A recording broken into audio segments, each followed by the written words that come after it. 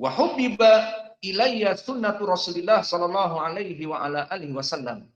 Maka rasa bersyukur tadi penulis setelah dijadikan dia sebagai penuntut ilmu, dan setelah itu mengajari dari perkara-perkara yang tidak diketahui menjadi tahu. Wa hubbiba ilayya sunnatu Rasulillah sallallahu alaihi wa ala alihi wasallam. Maknanya, dan rasa syukur yang kedua, telah dijadikan kecintaan oleh Allah kepada penulis dari kecintaan kepada mengikuti sunnah Nabi. Maka al-mahabbah wal ittiba bi sunnati Rasul minat tamattu al-mithali alladhi razaqahullahu li ibadihi. Maka kecintaan dengan mengikuti sunnah-sunnah Nabi itu adalah kenikmatan yang puncak, high enough, yang diberikan oleh Allah kepada hamba-Nya. Kenapa? Karena orang-orang yang mencintai sunnah-sunnah Nabi dan menghidupkannya dan mengikutinya dan mengamalkannya, maka min asbab mahabbatillah, sebab dari Allah akan mencintainya. Dan kecintaan kepada Allah adalah puncak prima dari kenikmatan. Kecintaan Allah kepada kita itu yang kita harapkan. Seperti untuk perkara dunia, kita cinta kepada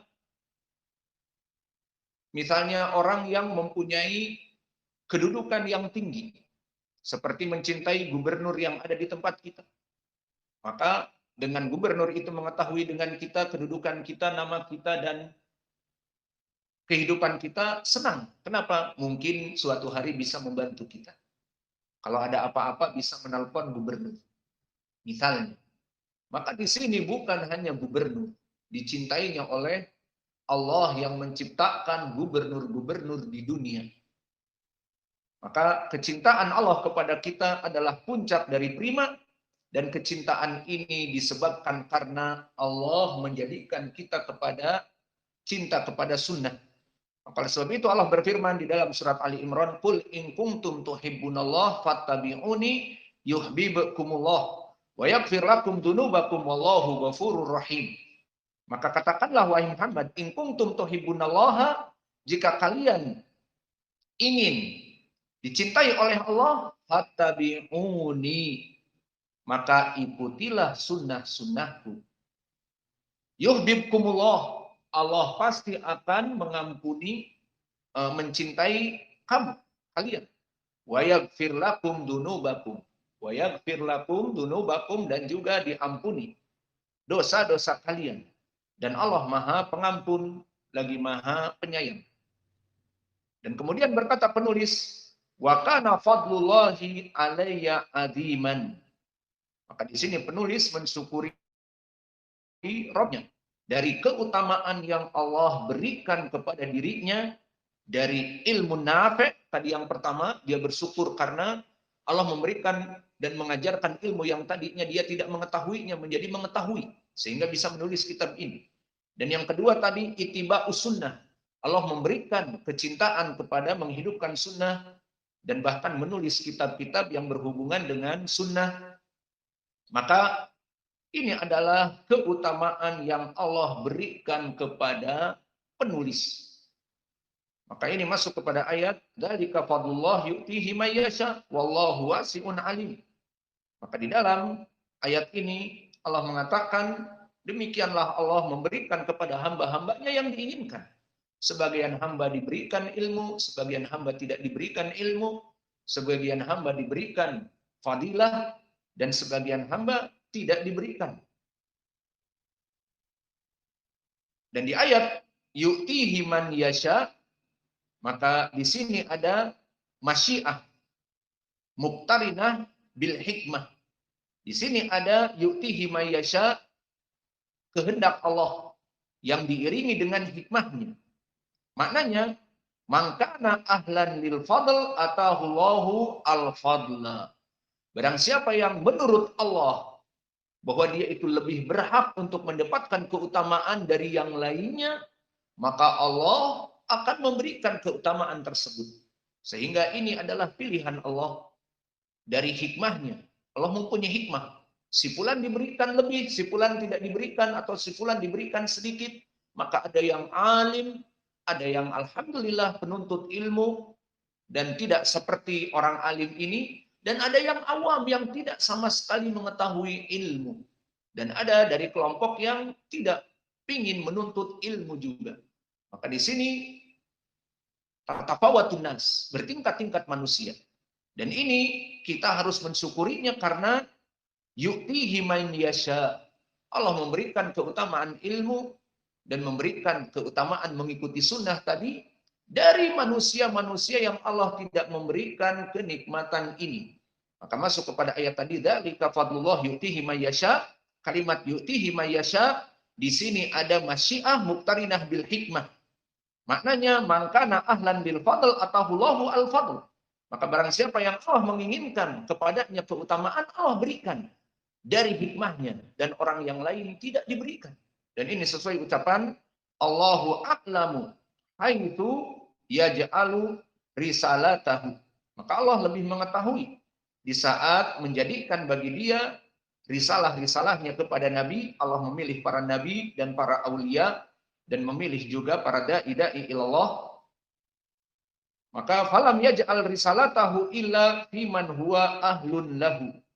Maka tidaklah risalah-risalah Allah itu diberikan kecuali kepada orang yang memang berhak di sisi Allah. Famata alimallahu fi qalbil insan khairan atahullahu al khair. Maka barang siapa yang Allah mengetahui dia itu berhak untuk mendapatkan ilmu-ilmu, maka Allah berikan kepadanya ilmu. Ini makna dari yu'tihi mayyasha. Maka oleh sebab itu Allah berfirman kepada para nabi, ya ayuhan nabiyyu qul liman fi aidikum minal usra in ya'lamillah fi qulubikum khairan yu'tikum khairan mimma ukhida minkum wa yaghfir lakum wallahu ghafurur rahim. Dan juga di dalam surat Al-Anfal dan di dalam surat As-Saff juga Allah berfirman, wa man lam yakun ahlan lahu lam yu'tihi, seperti ucapannya di dalam Al-Qur'an, falamma zabu azaballahu qulubahum. Surat As-Saff. Maka di sini menjadi pendalilan bagi kita bahwa kita bersyukur kepada Allah karena Allah telah mengilhamkan kepada kita dan memudahkan kepada kita untuk menuntut ilmu dan mengikuti sunnah. Dan ini semuanya keutamaan Allah atas kita, karena sebagian manusia Allah tidak memberikan ini dan bahkan berpaling dari menuntut ilmu. Wa innama khalaqallahul khalqa li ibadatihi. Dikarenakan Allah itu menciptakan dari seluruh manusia makhluknya hanya untuk beribadah kepadanya. Maka oleh sebab itu untuk inilah kita diciptakan sesuai ucapan Allah, wa ma khalaqatul jinna wal insa illa liya'budun. Dan berkata penulis di matan, wa min a'dhamil ibadat as-siyamu alladzi faradahu Allahu 'alal ibad.